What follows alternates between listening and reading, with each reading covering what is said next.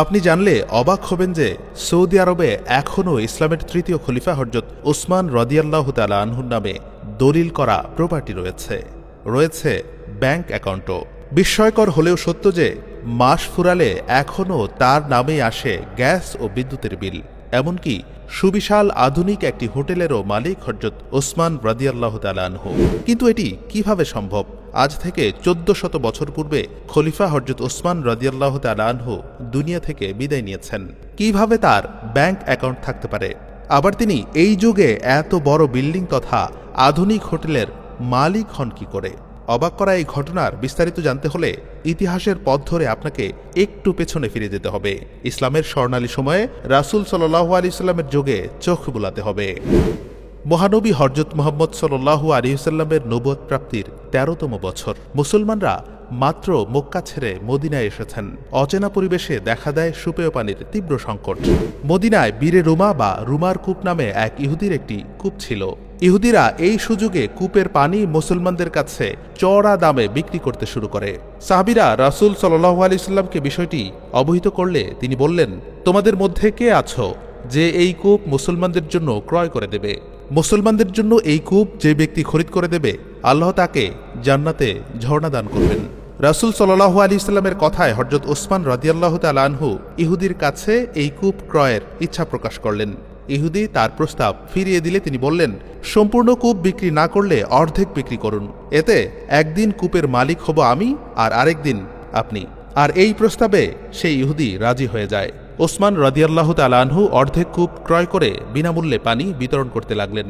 লোকজন ওসমান রাদিয়াল্লাহু তাআলা আনহুর ক্রয় করা নির্ধারিত দিনে পানি সংগ্রহ করত এবং পরের দিনের জন্য পর্যাপ্ত পরিমাণে মজুত করে রাখত। ইহুদির দিনে কেউ পানি সংগ্রহ করতে যেত না। ফলে তার পানির ব্যবসা মন্দা হওয়ায় নিজেই সম্পূর্ণ কূপ বিক্রির জন্য ওসমান রাদিয়াল্লাহু তাআলা আনহুর কাছে প্রস্তাব পেশ করে। ওসমান রাদিয়াল্লাহু তাআলা আনহু ৩৫,০০০ রৌপ্য মুদ্রায় কূপটি কিনে মুসলমানদের জন্য ওয়াকফ করে দেন। এ সময় এক ধনী লোক ওসমান রাদিয়াল্লাহু তাআলা আনহু থেকে কূপটি দ্বিগুণ দামে খরিদ করতে চাইলে তিনি বললেন, আমার চাহিদা এর চেয়ে আরও অনেক বেশি। লোকটি মূল্য বাড়িয়ে বলতে লাগলো। ওসমান রাদিয়াল্লাহু তাআলা আনহু জবাবে আমার চাহিদা এর চেয়ে আরও বেশি বলতে লাগলেন। এভাবে কয়েকবার বললেন। শেষে ধনী লোকটি বলল, এমন কেউ আছে যে আপনাকে কূপটির মূল্য 10 গুণ বলেছে? হযরত ওসমান জবাবে বললেন, আমার আল্লাহ আমাকে প্রতি নেকিতে 10 গুণ বাড়িয়ে দেওয়ার কথা বলেছেন। অর্থাৎ এই কূপ ওসমান রাদিয়াল্লাহু তাআলা আনহু দুনিয়া লাভের জন্য ক্রয় করেননি। হযরত ওসমানের শাসনামলে এই কূপের চারপাশে খেজুর বাগান তৈরি হয়। সময়ের চাকা ঘুরে বহু উত্থান পতনের পর সৌদি রাজ পরিবার সৌদি আরবের রাজ সিংহাসনে বসার সময় এই বাগানে খেজুর গাছের সংখ্যা প্রায় 1600-তে পৌঁছায়। সৌদি সরকার বাগানের চারদিকে দেয়াল তৈরি করে দেয় আর এই ভূসম্পত্তি ওসমান রাদিয়াল্লাহু তাআলা আনহুর নামে দলিল করে দেয় এবং তার নামে খোলে একটি ব্যাংক অ্যাকাউন্ট। সৌদির কৃষি মন্ত্রণালয় এই বাগানের খেজুর বিক্রি করে অর্জিত অর্থ ওসমান রাদিয়াল্লাহু তাআলা আনহুর অ্যাকাউন্টে জমা রাখে। সঞ্চিত অর্থ দিয়ে মদিনায় একটি বড় প্রপার্টি ক্রয় করা হয়েছে, যেখানে কয়েক বছর আগে হোটেল ওসমান বিন আফফান নামে একটি আবাসিক হোটেল নির্মাণ করা হয়।